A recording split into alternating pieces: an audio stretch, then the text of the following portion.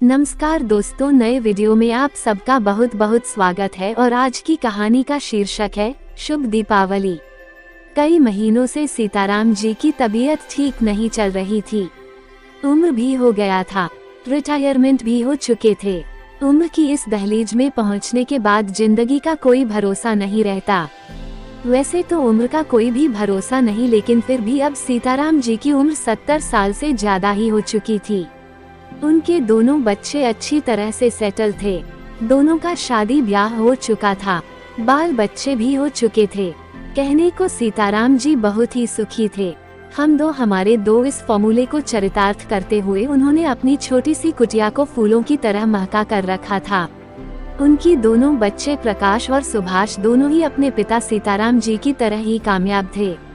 बड़ा बेटा प्रकाश सरकारी बैंक में मैनेजर था और छोटा सुभाष भी आईसीआईसीआई बैंक में काफी ऊंचे पद पर काम करता था। दोनों की पत्नियां भी वर्किंग थीं। सीताराम जी रिटायरमेंट बड़ी खुशी से काट रहे थे। कभी इस बेटे के पास, कभी उसे बेटे के पास, और कभी अपनी इस हाथों से बने हुए आशियाने में उनके दिन अच्छे से कट रहे थे। मगर बीते कुछ महीनों से उनकी तबीयत ठीक नहीं रह रही थी। उनकी पत्नी सुमन अक्सर ही घबरा जाती थी। वह चाहकर भी ना बेटे बहू को बुला सकती थी और न ही वहां जा सकती थी, क्योंकि उनके फैमिली डॉक्टर और बहुत सारे मेडिकल फैसिलिटीज यही थे। ऑफिस की तरफ से पेंशन के साथ इलाज का आधा खर्चा भी मिल रहा था। लेकिन उम्र का ये पड़ाव प्रश्न चिन्ह बना देता है। सीताराम जी की पत्नी सुमन घबरा जाती थी। बीमार पड़े हुए पति को देखते हुए वह अक्सर रो पड़ती, सुनिए जी, कहीं हमारा रिश्ता टूट तो नहीं जाएगा, आप चले तो नहीं जाएगा। सुमन की बात पर सीताराम जी कभी हंसते और कभी इस बात पर नाराजगी जाहिर करते थे। सीताराम जी नाराज होकर कहते, तुम्हें कुछ समझ भी नहीं आता है, सठिया गई हो सुमन।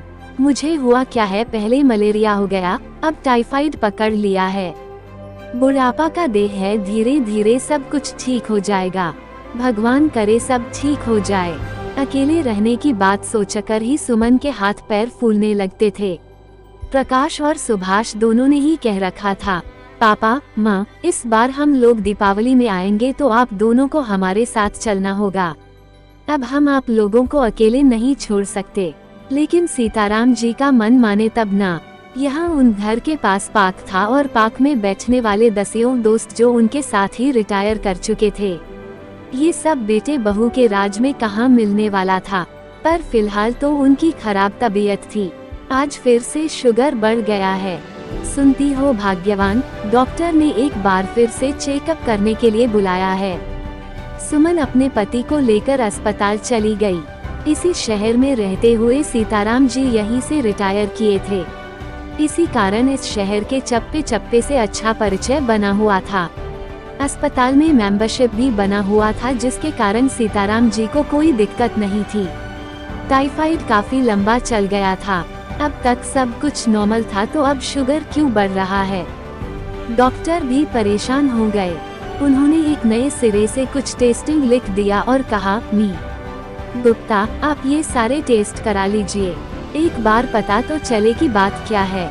टेस्ट के नाम से पहली बार सीताराम जी पहली बार घबरा गए। उन्होंने अपना डर छुपाते हुए डॉक्टर से कहा, डॉक्टर साहब, आखिर बात क्या है। सब कुछ तो ठीक चल रहा था, अब फिर से शुगर का लेवल हाई हो रहा है, ब्लड प्रेशर फ्लैक्चुएट कर रहा है, तो एक बार फिर से सारे टेस्टिंग कर लेते हैं। डॉक्टर की निराशाजनक बातें सुनकर सुमन रो पड़ी। उसने कहा, अगले ही हफ्ते दीपावली है, बच्चे अपने परिवार को लेकर आ रहे हैं। हे भगवान, सब कुछ कुशल मंगल रखना। ना जाने क्या हो गया है। अरे कुछ भी नहीं हुआ है, चलो मैं टेस्ट कर लेता हूँ। सीताराम जी सुमन को सांत्वना देते हुए कहा।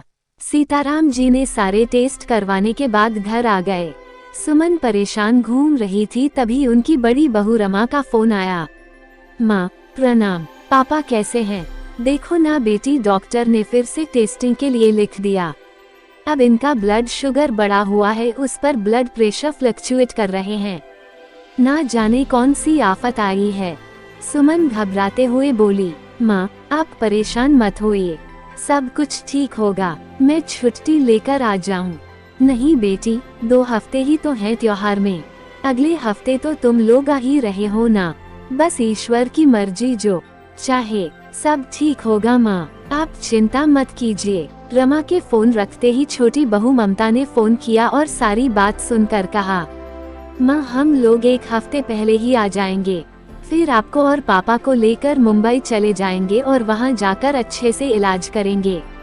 आप टेंशन मत लीजिए। बिल्कुल बेटी, तुम लोग के रहते हुए मुझे कोई चिंता नहीं है, सुमन ने कहा। भले ही दूर से ही सही पर बहुओं ने सुमन को हिम्मत दे दिया था। अब वो पॉजिटिव फील कर रही थी। अब 15 दिन भी दीपावली को नहीं बचे थे। घर में सफाई जरूरी था। बच्चे घर आएंगे तो क्या सोचेंगे, पापा के साथ घर भी बीमार लग रहा है।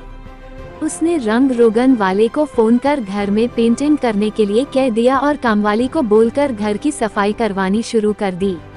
रिपोर्ट 2 दिनों बाद आने वाली थी। सुमन ने अपने पति से कहा, सुनिए जी, मैं जाकर रिपोर्ट ले आऊंगी, आपको जाने की जरूरत नहीं है। ठीक है सुमन, तुम जाकर रिपोर्ट ले आना। सुमन ने पूरे घर की सारी सफाई और रंग रोगन करने के बाद सब कुछ नए से लगाया। नया सोफा कवर, पर्दे, चादर, बेटे बहू के कमरे के चादर भी बदलवा दिए और नए पर्दे वहाँ भी लगा दिए।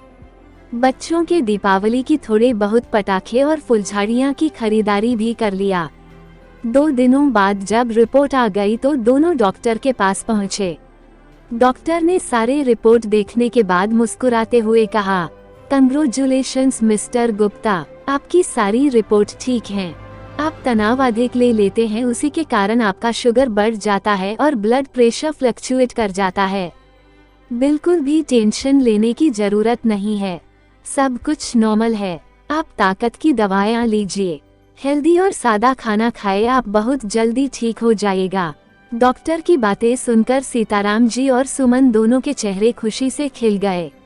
वे लोग खुशी मन से मुस्कुराते हुए घर वापस आए। सुमन ने जी जान लगाकर पूरे घर को नया बना दिया था। साफ सुथरा घर चमक रहा था। अब दीपावली धूमधाम से मनाएंगे। कल ही लिस्ट दुकानदार को भिजवा देती हूँ, कुछ नमकीन और मीठे बनवा लूंगी, सुमन ने कहा। सुमन, हैप्पी दीपावली, सीताराम जी मुस्कुराते हुए बोले। अरे हैप्पी नहीं, शुभ दीपावली बोलिए जी। सुमन हंस पड़ी। शुभ दीपावली, सीताराम जी भी हंसने लगे। तो दोस्तों, ये थी आज की कहानी। अगर कहानी पसंद आए तो कमेंट्स, लाइक, शेयर जरूर कीजिएगा और चैनल पर नए हो तो सब्सक्राइब जरूर कीजिएगा। तो मिलते हैं एक नए वीडियो पर एक नई कहानी के साथ। चैनल पर बने रहने के लिए बहुत बहुत धन्यवाद।